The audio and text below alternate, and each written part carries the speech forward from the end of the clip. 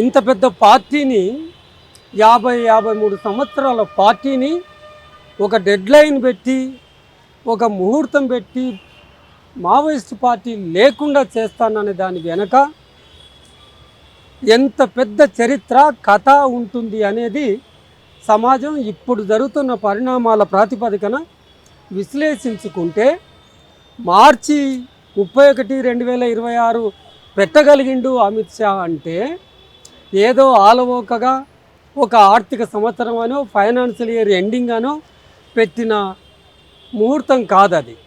ఆయనకు పక్కా సమాచారం ఉంది, పక్కా ఇన్ఫార్మర్ వ్యవస్థను ఏర్పాటు చేసుకున్నాడు. వితిన్ పార్టీయే కోవర్ట్ వ్యవస్థను ఏర్పాటు చేసుకున్నాడు. మనం గత జూలైలో చూసాం.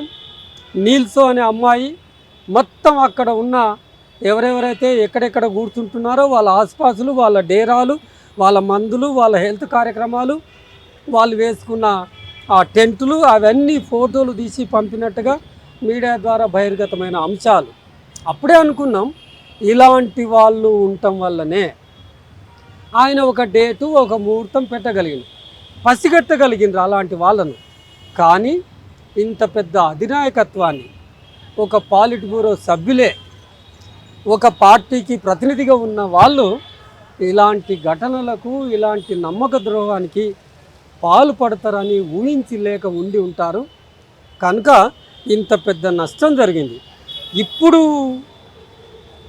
జరిగిన పరిణామాన్ని గతానికి పోల్చి చూస్తే అర్థమవుతున్నది ఏంటి అంటే మరి వీళ్ళే కారణమా? దాదాపుగా మా లెక్కల ప్రకారంగా 700 మంది ఒక 80 ఎన్కౌంటర్లో చనిపోయారు. అందులో ఒక 500 మంది ఆదివాసీలు ఉన్నారు, 200 మంది ఆదివాసీ మహిళలు ఉన్నారు.